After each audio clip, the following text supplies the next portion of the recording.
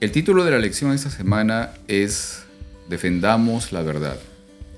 Pero, ¿a qué se está refiriendo la expresión la verdad? Y cuando se trata de defender la verdad, ¿es que la verdad necesita ser defendida? ¿Y cómo será de que si nosotros necesitamos ser defendidos para poder encontrar salvación, de qué manera es que nosotros vamos a defender a aquello en quien estamos esperando encontrar salvación? Estas y algunas otras cosas más son las que hoy día vamos a conversar en este momento de estudio.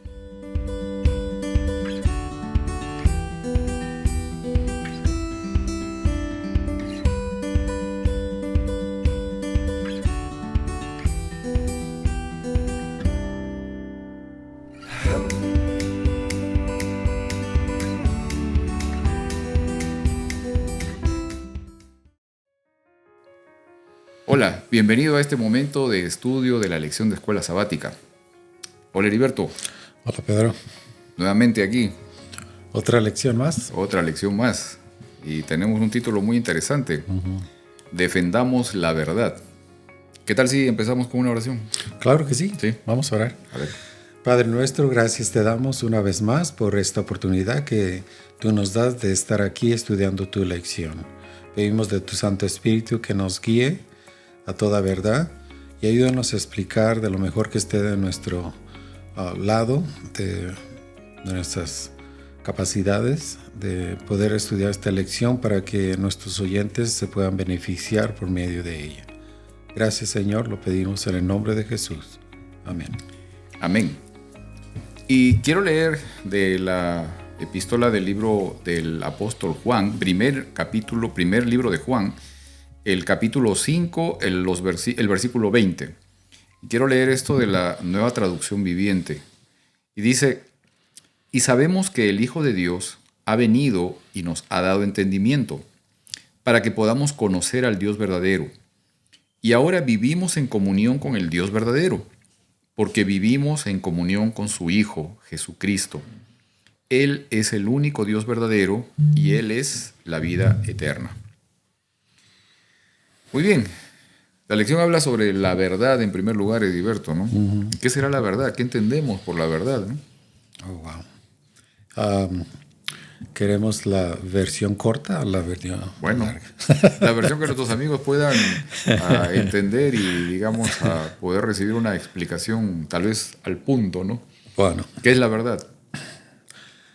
Sabemos que la verdad, como hoy en día la entendemos, Pedro, es en realidad lo que tú creas o lo que yo creo o lo que las personas de diferentes culturas, de diferentes países aún así, donde ellos vengan, se puede para ellos deducir que para ellos es la verdad. Si se siente bien, eso es el mundo, ¿verdad? Okay. Si se siente bien, si no hace daño a nadie, eso es la verdad.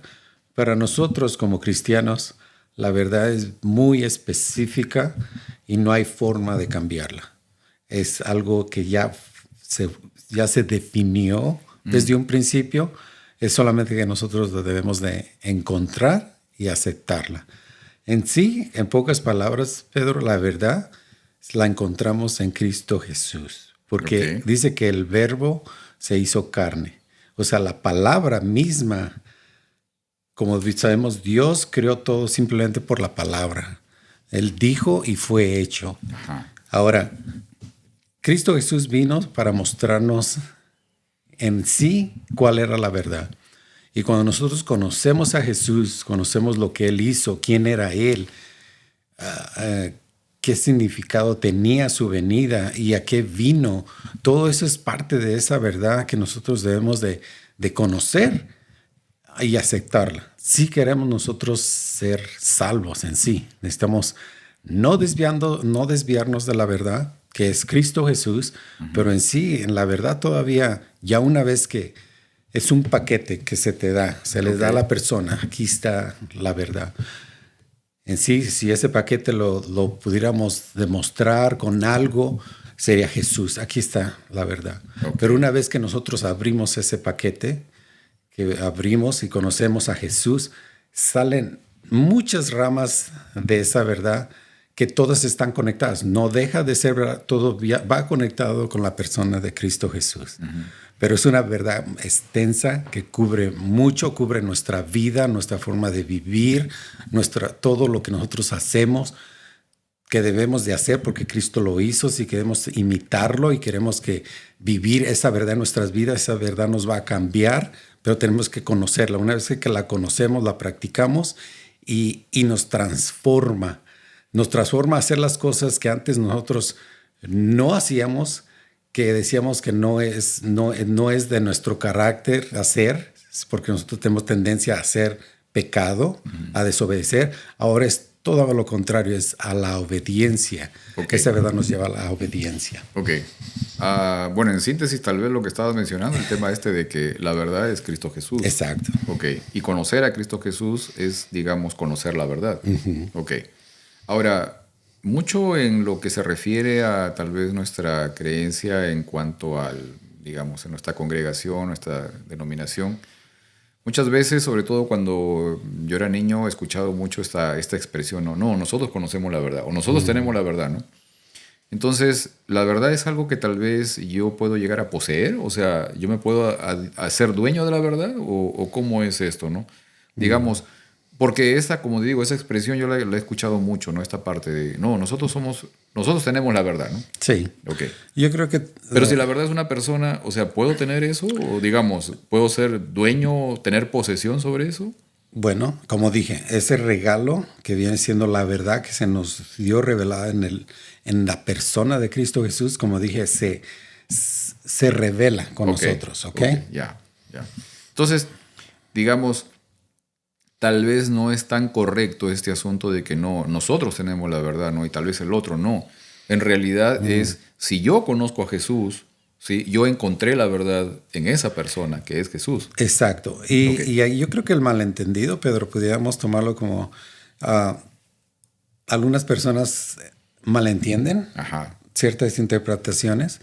Otras personas piensan que esa es la verdad, pero esa en realidad es una parte de la verdad.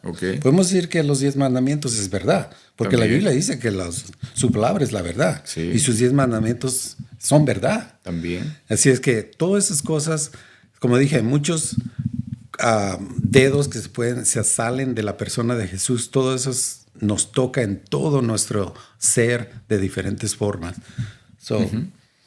Aunque en esencia, como habíamos estado viendo siempre, ¿no? En esencia, digamos, el fundamento de la enseñanza, del modelo que trajo Jesús, es básicamente uno, o sea, el amor, ¿no? El amor a Dios y el amor al prójimo, ¿no? En esencia, digamos, en lo que se refiere a la parte práctica, vivencial, ¿no? La parte de poder llevar a la realidad, a la vida, el conocimiento que llegamos a obtener, ¿no? O sea, el conocimiento de la persona, ¿no? Ahora, el título de la lección dice defender la verdad, ¿no?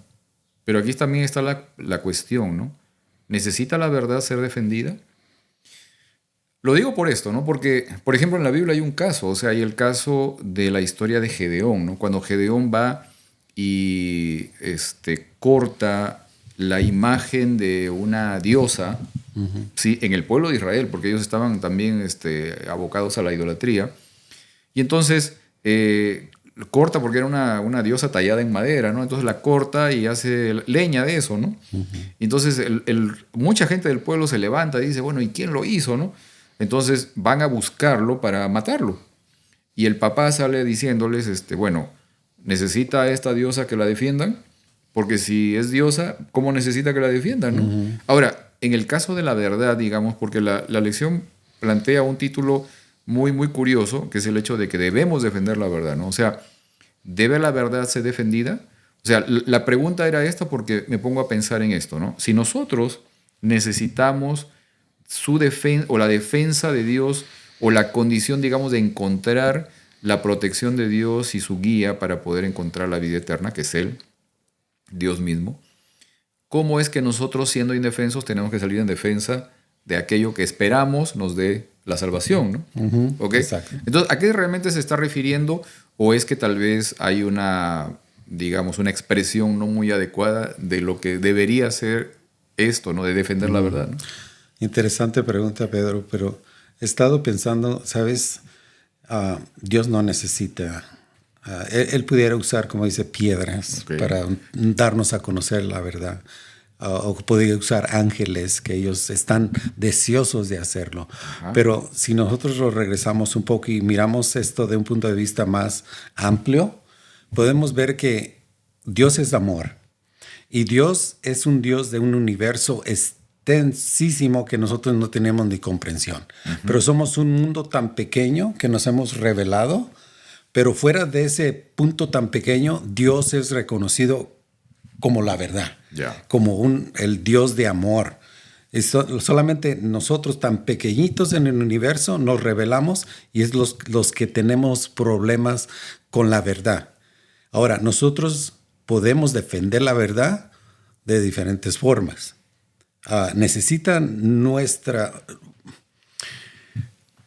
Podemos decir que nosotros podemos defender, no necesita Dios, como dije, Él lo puede hacer de diferentes formas, pero ha escogido al ser humano para hacerlo. O sea, Él nos ha hecho compañeros, podemos decir, en tratar de ayudar a otros a comprender qué es la verdad. ¿Verdad? Tal vez un poco, digamos, para entender esta parte de lo que estás mencionando, Heriberto. O sea, definitivamente, si yo considero que la verdad es Dios mismo, expresado en la vida de Jesús, no necesita que lo defienda. En todo caso, necesita que yo, por medio del conocimiento que tengo de Jesús, lo comparta con otros, ¿no? Y entonces, en esa medida, digamos, si se podría ser un poco más entendible esta expresión de defender el conocimiento de quién es la persona de Cristo Jesús, ¿no? Ahora, quiero leer de Apocalipsis capítulo 12, los versículos 13 al 17. Hay algo interesante aquí de la Nueva Versión Internacional. Apocalipsis capítulo 12, versículos 13 al 17. Dice: cuando el dragón se vio arrojado a la tierra, persiguió a la mujer que había dado a luz al varón. Pero a la mujer se le dieron las 2 alas de la gran águila para que volara al desierto, al lugar donde sería sustentada durante un tiempo y tiempos y medio tiempo, lejos de la vista de la serpiente. La serpiente, persiguiendo a la mujer, arrojó por sus fauces agua como un río para que la corriente la arrastrara. Pero la tierra ayudó a la mujer. Abrió la boca y se tragó el río que el dragón había arrojado por sus fauces. Entonces el dragón se enfureció contra la mujer y se fue a hacer guerra contra el resto de sus descendientes, los cuales obedecen los mandamientos de Dios y se mantienen fieles al testimonio de Jesús.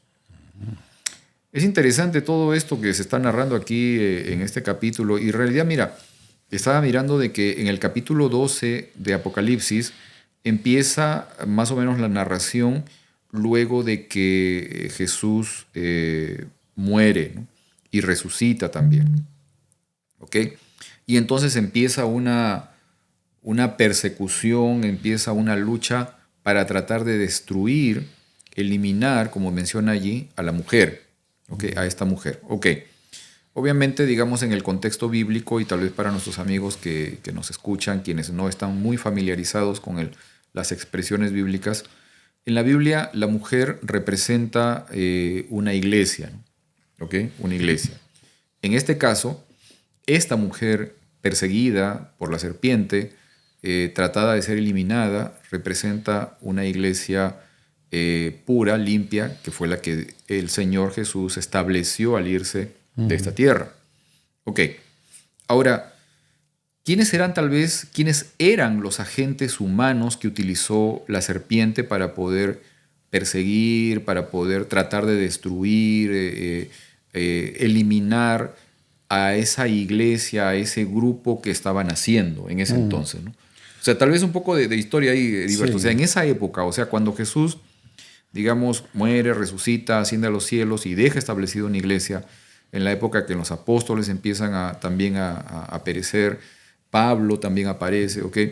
Y un poco más adelante, o sea, ¿quiénes eran o quiénes fueron los agentes humanos que hacían parte del trabajo para esta, ¿no? El trabajo sucio para esta serpiente, ¿no? Sí, sabemos, Pedro, que siempre ha habido 2 aspectos del gobierno y la iglesia. Siempre ha existido desde tiempos antiguos. En el tiempo de Jesús estaban los romanos. Okay.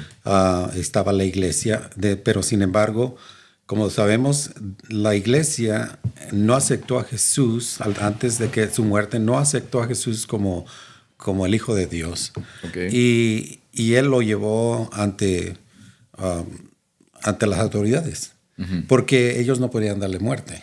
Okay. Entonces, estás hablando de la iglesia, no de la iglesia, sino de los religiosos de la época de Jesús, que eran, digamos, principalmente dos grupos religiosos que había en ese momento, que eran los fariseos y los saduceos. Exacto. Okay. Los fariseos tenían una condición, digamos, dentro de un ámbito legal, y los saduceos eran los que se encargaban principalmente de ser los sacerdotes o los sumos sacerdotes en el santuario. O sea, tenían funciones muy... Exacto. Entre ellos se relevaban esos cargos, ¿no? Pero como estaban bajo la autoridad de Roma, ellos no podían dar muerte a nadie. Claro, no tenían autoridad civil, perdón. Exacto. ¿no? Exacto. So, está la autoridad civil y está la autoridad religiosa. Exacto. Siempre ha habido esos dos que siempre se han tratado de mezclar, porque es Satanás lo que como puede ejercer su poder teniendo los dos. Okay. Teniendo control de religioso, lo que se enseña, y luego si se desobedece tiene que tener control del poder civil. Ajá, para darle muerte o para darle persecución. Okay. En el tiempo de Jesús estuvo Herodes a cargo. Sí. Y Satanás trata de usar estos dos poderes, de juntarlos y controlarlos. Y en este tiempo pelea los dos. Okay. Sabemos que al final del tiempo va a ocurrir lo mismo, pero lo que estamos hablando ahorita es que en el tiempo de Jesús, Herodes mandó matar a Jesús. Claro. ¿Verdad?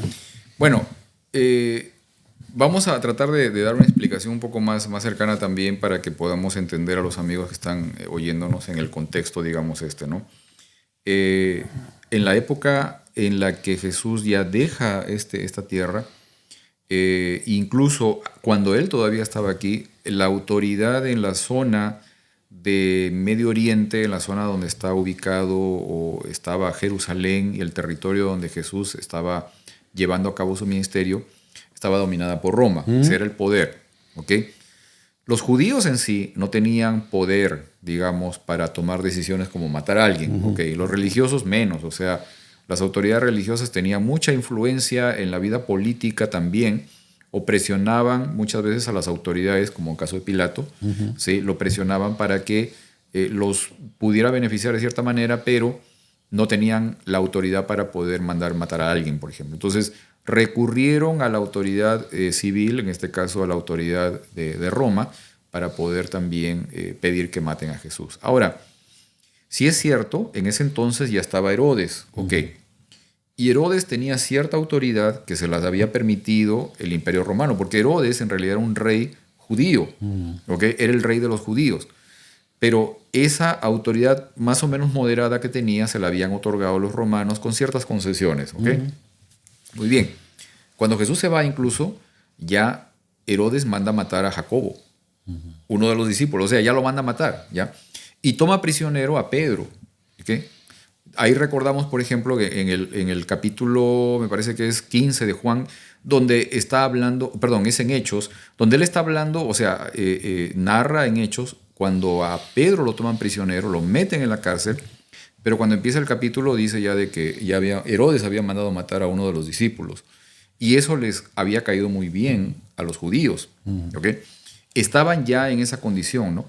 Pero después de eso, bueno, Pedro es liberado y todo lo demás. El asunto es ¿no? De que los agentes humanos que en ese entonces servían a los propósitos de Satanás, de la serpiente, eran Roma, ¿ok?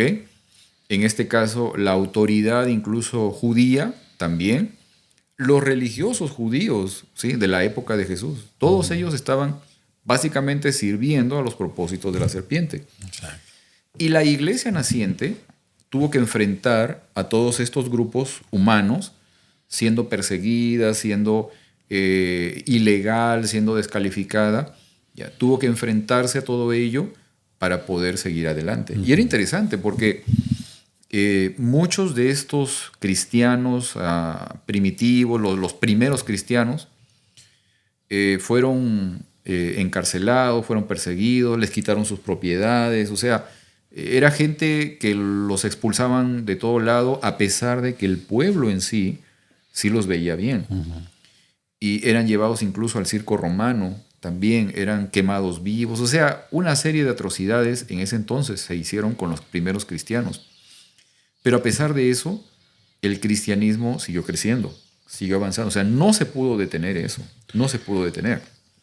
Ahora, después de eso empezó a haber una variación, porque ese grupo ilegal, ese grupo perseguido, empezó a tener tantos adeptos, tantos simpatizantes, que la autoridad civil lo que prefirió es convertirlo en un movimiento legal, ¿no? Y entonces ahí hubo una variación de situaciones, porque después de eso, más bien, el grupo cristiano, el grupo, digamos, de un movimiento que traía el nombre de Jesús, empezó a distorsionarse, empezó a cambiar, a variar, digamos, sus propósitos, ¿no? Quiero leer en Apocalipsis, capítulo 17, versículos del 5 al 7, esto que dice la Nueva Versión Internacional. En la frente llevaba escrito un nombre misterioso: la Gran Babilonia, madre de las prostitutas y de las abominaciones de la tierra. Vi que la mujer se había emborrachado con la sangre de los creyentes y de los que testificaron de Jesús. Al verla, quedé sumamente asombrado. Entonces el ángel me dijo: ¿por qué te asombras? Yo te explicaré el misterio de esa mujer y de la bestia de 7 cabezas y 10 cuernos en la que va montada. Fíjate, Heriberto, en el capítulo 12 de Apocalipsis aparece una mujer que es perseguida, ¿sí? Esta mujer que es pura, digamos, es un movimiento religioso inmaculado, está limpio, es puro, que es perseguido. Pero luego, después aparece esta otra, ¿no? Que también es una mujer, pero que ya no es pura, o sea, es una mujer mala, y es una mujer que se ha dedicado a matar a creyentes más bien. O sea, es un movimiento religioso, de eso estamos hablando, que se ha dedicado... Prostituta. Claro. ¿Por qué prostituta? ¿Por qué? Porque justamente vendió su, digamos, su propósito, que era de un orden religioso, ¿sí? Para redención de las personas, se vendió a las autoridades civiles, ¿ok? Por eso la prostitución, o sea, por el hecho de que ganó los favores de la autoridad con poder humano para llegar a ejercer un dominio sobre la gente. Exacto. Ahora, hay algo interesante aquí, no sé, quisiera saber tu opinión también. ¿Será la misma mujer? La primera que fue pura y que después se fue transformando en una mujer prostituta, en una mujer manchada, digamos, que vendió sus objetivos por beneficio propio, ¿o es que estamos hablando de otra mujer diferente, no? Buena pregunta, Pedro. Pero mi opinión, Ajá. yo creo que es de una diferente mujer porque siempre ha habido un remanente. Ok. Basado en eso, yo sé que Dios siempre ha preservado un remanente, aunque es mínimo y pequeño en tiempos como en este, pero nunca fue destruido completamente. En realidad yo creo que fue esa diferente mujer. El remanente se mantuvo y a se le califica como la mujer pura. Ok. Bueno, yo tengo una perspectiva diferente. O sea, yo pienso que es la misma mujer. Y me baso en algunas cosas. Por ejemplo, cuando se habla en Apocalipsis 12 de que el enemigo persigue a la mujer, después la deja de perseguir a ella. Y persigue más bien a un grupo descendiente. O sea, a un grupo que no es el inicial. ¿Ok? Pero lo curioso también es esto. O sea, que cuando menciona en el Apocalipsis 12, ¿ok? Y dice que se fue a hacer guerra contra el resto de sus descendientes, está hablando de que hay unos descendientes y hay otros descendientes también. Y en el capítulo 17 habla de que esta mujer tiene otras hijas que también son rameras. O sea, está hablando de que tiene otros descendientes también. Entonces, eso me hace figurar de que está hablando del mismo personaje, o sea, está hablando de tal vez de la misma iglesia, ¿no? Yo creo que hasta el momento todavía por ahí incluso los teólogos no se han puesto de acuerdo totalmente en esta figura, aunque sí hay una mayor tendencia a pensar, a figurar el hecho de que se trata del mismo movimiento que dejó Jesús, que fue creciendo y que después se enturbió, ¿no? Se ensució y que más bien sirvió a los propósitos del enemigo. Es lo que está en la historia. Y podemos decir también, Pedro, es la causa por la que empezó a perseguir a los mismos creyentes, siendo que al principio era la misma mujer pura, sabemos que se introducieron, no pudo destruir la iglesia por la persecución.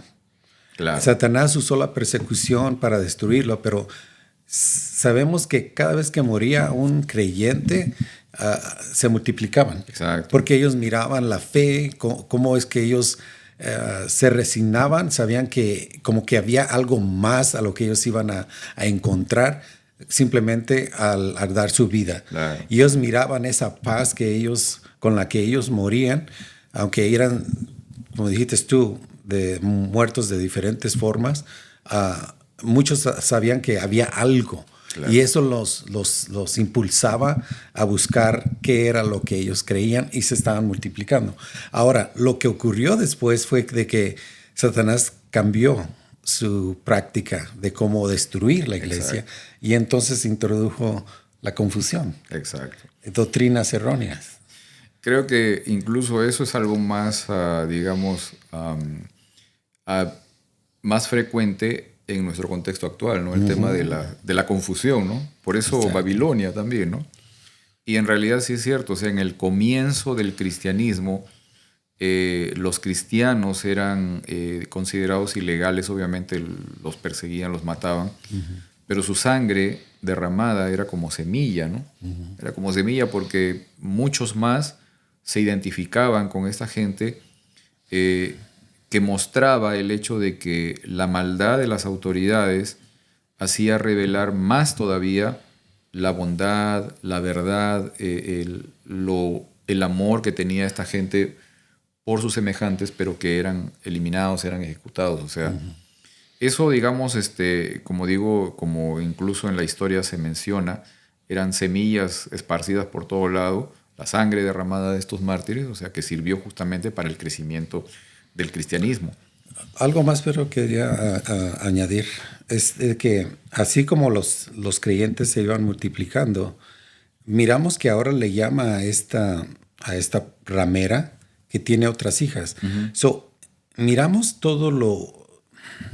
Satanás imita todo lo que Dios hace, claro, pero en opuesto a él. Claro, claro. Miramos aquí que él también ahora se está reproduciendo. También. Ahora tiene hijas.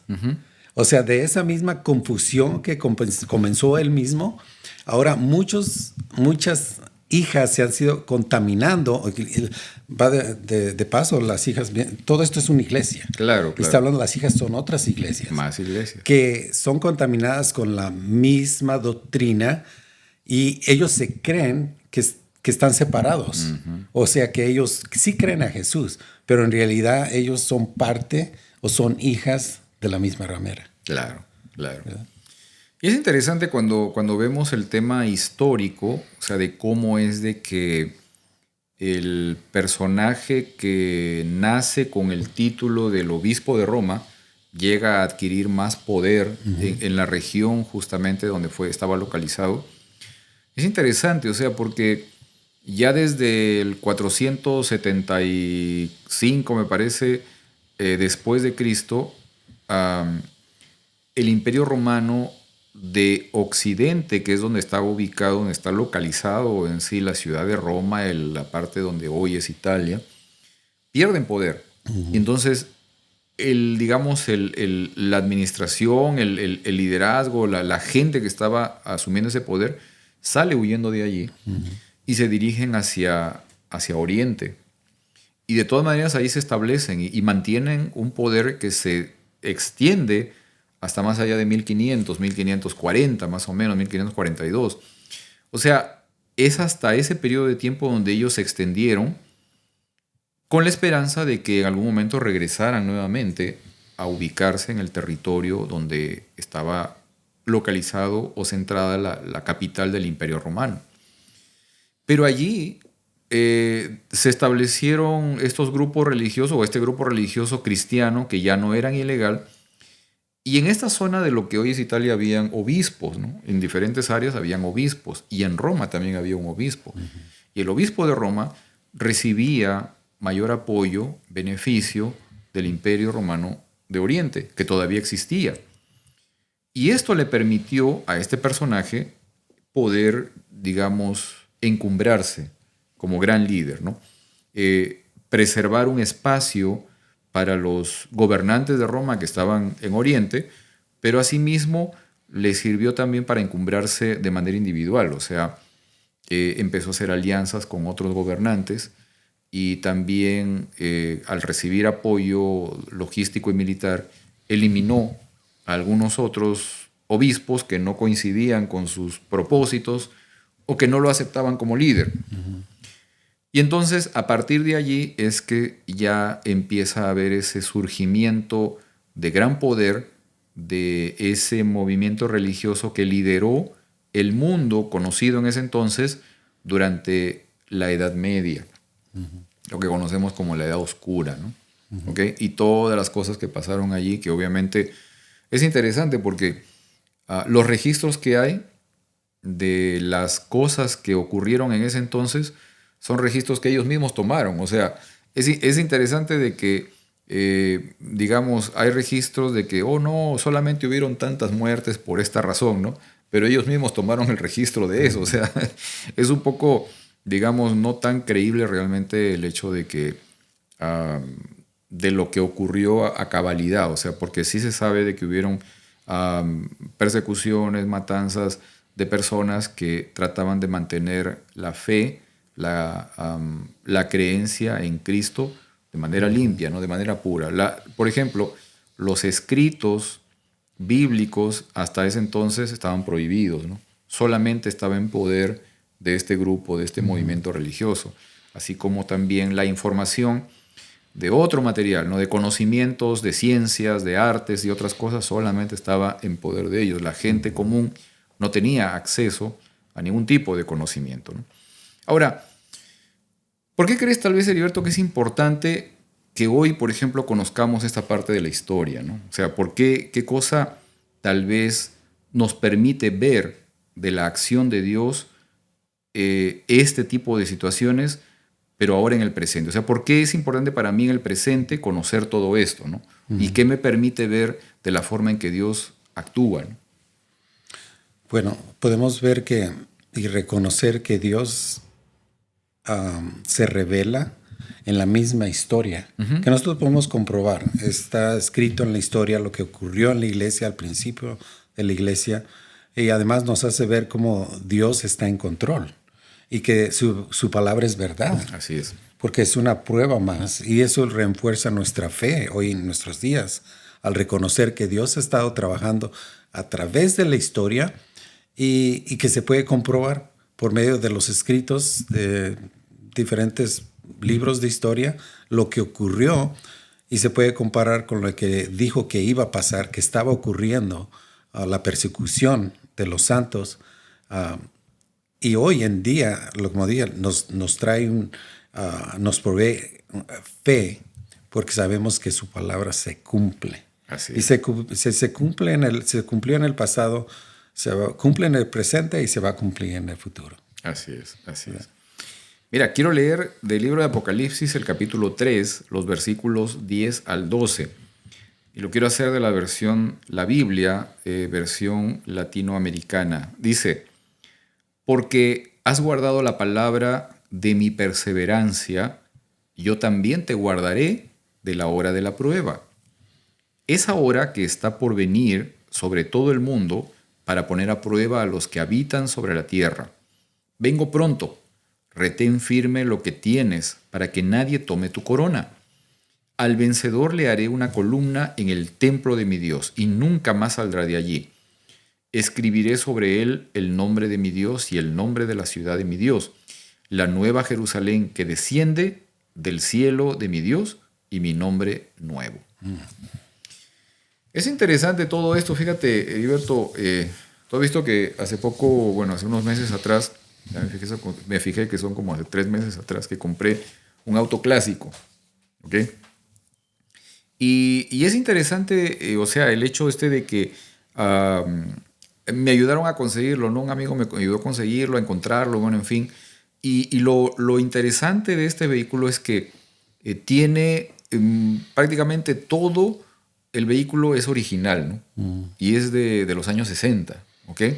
Entonces, ese factor de que le da, digamos, el hecho de que lo hayan mantenido de manera original, con sus partes, el motor, las manecillas, las ventanas, las luces y todo lo demás, lo hace muy particular, lo hace muy preciado, ¿no? Le da un valor muy especial, ¿no? Cuando lo manejo, o sea, tiene todas las características de un vehículo pues, de los años 60, que muy diferente a lo que nosotros ahora estamos acostumbrados a usar, ¿no? Ahora, fíjate que en estos versículos que estaba mencionando en Apocalipsis capítulo 3, los versículos del 10 al 12, utiliza la palabra o la expresión, has guardado la palabra de mi perseverancia. Y es interesante que aquí se menciona una palabra en griego que es la palabra tereo. Y que esta palabra expresa la idea de mantenerse en su estado original, sin ser alterado, ¿no? Sin variaciones. ¿Ok? Y es interesante que también esto que afirma que debido a que nos mantuvimos sin variación, ¿ok? El mandato o la palabra, o sea, la paciencia que encontramos ahí y el conocimiento que encontramos allí, el conocimiento de su carácter que no cambia, entonces el Señor nos mantiene en el mismo estado, o sea, en estado de pureza para poder pasar por los momentos de dificultad. O sea, cuando uno toma la decisión de mantener, digamos, sin variación el conocimiento que recibimos del carácter de Dios, entonces Dios nos capacita a nosotros para que podamos enfrentar las dificultades. Es interesante esto. Sí, Pedro, es muy interesante porque yo me pongo a pensar, ha habido, y yo creo que tú también has tenido la misma experiencia, has conocido a amigos dentro de la iglesia que hoy no están ahí, aún pastores que no están. Ya. Y uno se pregunta, ¿qué pasó? ¿Qué fue lo que ocurrió en sus vidas? ¿No estaban fundados en la verdad? O sea, esto es, yo miro la promesa que Él nos va a mantener firmes, porque sabemos que van a venir diferentes olas, diferentes creencias, y nosotros debemos mantenernos firmes. Así es. No porque no queremos aceptar otra cosa, pero Pedro, si yo conociera otra iglesia que tuviera una verdad, que es verdad bíblica, que la podemos comprobar, yo la seguiría. O sea, no es algo que nos mantiene aquí porque nosotros quizá nacimos aquí o porque yo me bauticé aquí, sino porque aquí creemos que podemos conocer la verdad. Ok. ¿Verdad? Podemos conocer a Jesús. Podemos conocer en la persona de Jesús. Amén, amén. ¿Verdad? Ahora fíjate, mira, Filipenses capítulo 2, versículo 13, dice, pues Dios es quien produce en ustedes tanto el querer como el hacer para que se cumpla su buena voluntad. Y esto se basa netamente en el hecho de poder conocer a Dios. O sea, en la medida en que yo llego a conocer a Dios, Él me permite actuar de una forma correcta. O sea, esa es la parte, ¿no? Él mismo, el Señor mismo nos califica, nos capacita, nos prepara para poder hacer su propia voluntad en la medida en que nosotros lo llegamos a conocer a Él. Exacto. ¿Sí? Yo creo, Pedro, porque dado la pregunta, ¿qué significa para nosotros este texto? En realidad, lo que significa para mí es que Dios me quiere transformar, pero esa transformación no va a ser mía porque yo lo pude hacer. Exacto. O sea, exacto. ese mismo mejoramiento, ese mismo avance que nosotros hacemos en nuestra vida, en nuestro carácter, va a ser por la gracia de Dios y el Espíritu Santo. Así es. O sea, pero nosotros tenemos que poner, y aquí es donde nosotros tenemos que entender que Dios nos ha dado ese libre albedrío por esta razón, porque Él no lo puede forzar. Él nos puede hacer a nosotros de cualquier forma que Él quiera, pero ese no sería amor. El amor es cuando tú lo aceptas, porque tú has reconocido que es algo bueno, que es amor puro y que Él lo está haciendo por tu propio bien. Y entonces yo reacciono y digo, esto es lo que Dios quiere que yo haga, que yo mejore cada día, reconociendo que Él es mi Salvador y también mi Señor. Y uno lo hace de manera libre, ¿no? Exacto. Porque el Señor es eso también, es libertad. Hebreos capítulo 2, versículos 14 y 15 dicen: debido a que los hijos de Dios son seres humanos, hechos de carne y sangre, el Hijo también se hizo de carne y sangre, pues solo como ser humano podía morir y solo mediante la muerte podía quebrantar el poder del diablo, quien tenía el poder sobre la muerte. Únicamente de esa manera el Hijo podía libertar a todos los que vivían esclavizados por temor a la muerte. Ahora, ¿cómo consideras, Heriberto, el carácter de Dios, quien para liberarnos de la muerte asumió nuestra propia naturaleza? O sea, ¿qué te dice esto de quién es Dios? El hecho de que se hizo uno con nosotros, se hizo uno como nosotros para poder liberarnos. Gracias, Pedro, por tener este texto aquí, porque debemos reconocer que todo lo que nosotros hagamos debemos de regresar al porqué, al propósito. Y este es el propósito mayor, es que Dios, siendo creador, siendo el ser supremo del universo, se hizo un pecador como nosotros. Y una vez que reconocemos eso, no hay nada en mi ser que, digamos, duda de que Él nos ama a nosotros. Amén. Porque Él murió, dio su vida, Él tenía su trono en el cielo, no tenía que venir a morir por nosotros. Podíamos nosotros decir, ellos se van a morir, yo voy a crear otro mundo y espero que ellos no hagan lo mismo. Pero no hizo eso. Él nos amó tanto que estuvo dispuesto a morir. Y no morir una muerte regular, una muerte espantosa, vergonzosa. Muerte eterna. Y una muerte eterna porque él no pensaba que iba a resucitar. No sabía, la seguridad no la tenía.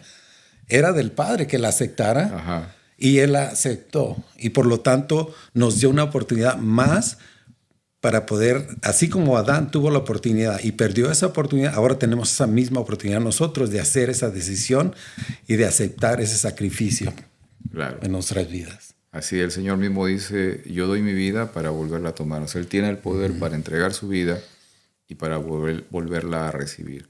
Él es el dador de la vida. Amén. Tiene las llaves del Hades, ¿no? Del abismo, ¿okay? De donde no hay vuelta. Él tiene las llaves de allá y puede, digamos, dar su vida y dio su vida por nosotros para poder liberarnos de la exigencia del enemigo. Así es. Y qué bueno que encontremos la posibilidad de que a través de nuestra vida nosotros también podemos proclamar y manifestar esa verdad, que es el conocimiento de la persona de Cristo Jesús. Y que nosotros, aunque muramos, tenemos la oportunidad de resucitar cuando Él venga. Amén. Que así sea. Y amén también con nuestros amigos que nos están viendo en esta ocasión. ¿Qué tal si terminamos con una oración? Claro que sí. Sí, vamos a orar. Gracias, Señor, por darnos la oportunidad de conocerte y que a través de ese conocimiento podamos recibir la posibilidad de la vida eterna. Tú eres la vida, Señor, la verdad y la vida. Y gracias por ello. Gracias porque nos entregas tu vida para que nosotros podamos vivir. Acompáñanos ahora, bendícenos y bendice también a nuestros amigos que nos están acompañando. Que sus vidas puedan ser llenas de tu presencia. Te lo pedimos por Jesús. Amén. Amén. Muy bien. Entonces nos vemos la próxima semana, Heriberto. Con la gracia de Dios, aquí estaremos. Aquí estaremos, si Dios permite. Nos vemos la próxima semana, amigos. Hasta luego.